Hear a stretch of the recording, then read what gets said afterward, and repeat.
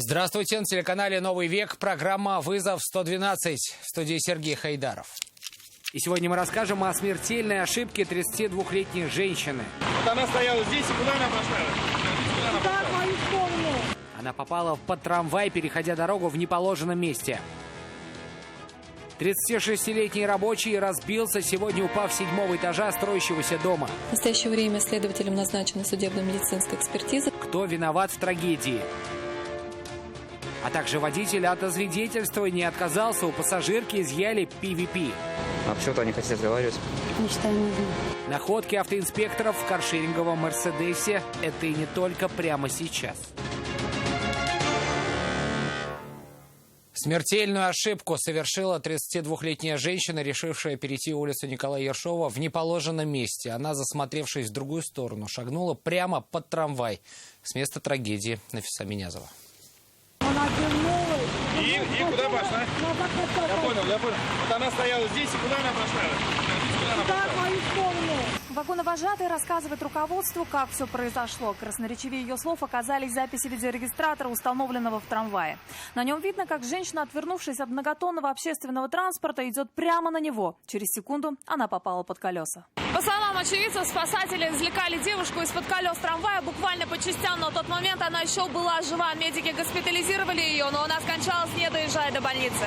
Женщина, управлявшая трамваем, признается, что пыталась избежать наезда, но для остановки было слишком мало времени и дистанции. Предотвратить трагедию она была уже не в силах. Трамвай двигался со стороны Советской площади в сторону улицы Гвардейской и совершил наезд на пешехода.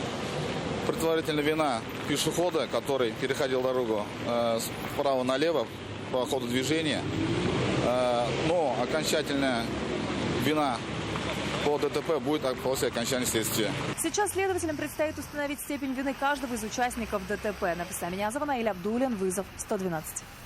Водитель от медосвидетельствования отказался. Раньше он попадался за рулем пьяный. У пассажирки без малого 14 граммов вещества, похожего на сильные синтетические наркотики. «Мерседес» сотрудники автоинспекции остановили на проспекте Ямашева.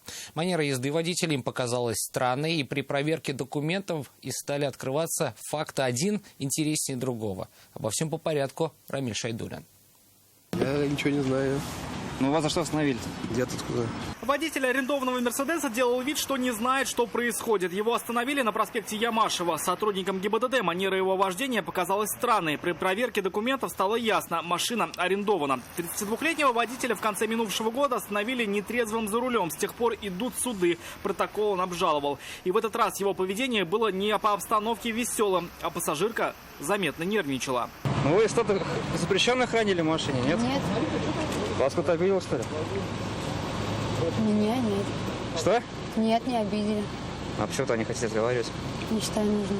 Во время досмотра в карманах ее одежды обнаружили 15 свертков с порошкообразным веществом. Полицейские предположили, что это PVP. Весы показали без малого 14 граммов. Обыск машины и личный досмотр водителя на предмет запрещенных веществ ничего не дал. Молодому человеку предложили пройти экспресс-тест на алкоголь. Прибор показал спиртное. В этот вечер он не употреблял. 0-0. Чтобы проверить водителя на состояние наркотического опьянения, ему предложили проехать в медучреждение. Больницу для свидетельства не поедете? Да? А? Не поедете, да?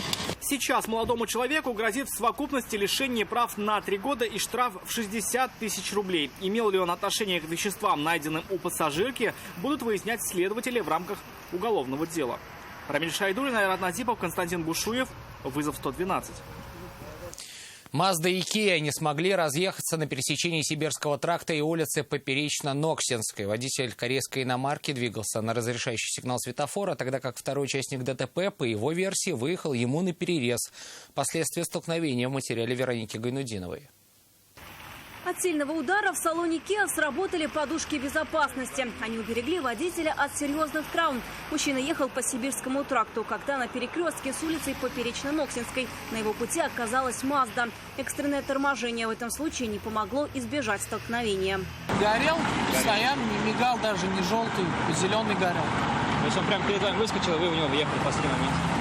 Да, ну как, выезжает, я уж вижу то, что он уже выезжает, начинает тормозить, а уже все как-то. Машину вас повело, да? На скоростной дороге, нет? Ну, чуть-чуть, да, получается? Второй автомобилист от комментариев отказался, но снимать с себя ответственности за произошедшее не стал. А водитель свою вину признал? Ну, говорит, что да, признает. Свидетель есть, то, что я ездил на зеленом свете. Оба водителя остались дожидаться на месте сотрудников госавтоинспекции для оформления всех протоколов. Вероника Гайнудинова, Айрат Назипов, Константин Бушуев. Вызов 112. 36-летний каменщик погиб сегодня на стройке на улице Портовой. Он упал с высоты 7-го этажа. Травмы, полученные мужчиной, оказались несовместимы с жизнью. Нависа Минязова узнала, что приехал он в Казань на заработки. Безопасность превыше всего. Такие плакаты висят на заборе перед строительной площадкой, только соблюдают ее далеко не все. Если ежедневно здесь кипит работа, то сегодня тишина. Произошла трагедия. 36-летний рабочий, который находился на 7-м этаже, оступился и упал вниз. Травмы оказались смертельными.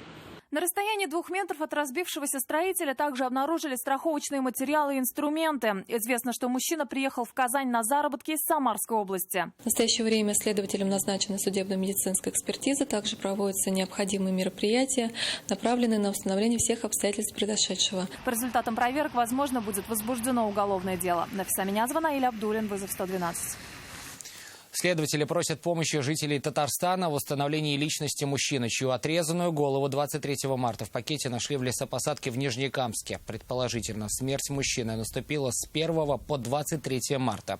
Лицо было сильно обезображено. Показать мы его не можем, но следователи составили фоторобот погибшего. На вид мужчине от 30 до 50 лет, волосы темно-русые, с сединой. Цвет глаз определить не удалось. Правоохранители просят всех, кто узнал этого человека или может оказать содействие в установлении его имени, позвонить по телефонам, указанным на экране, или телефону 02.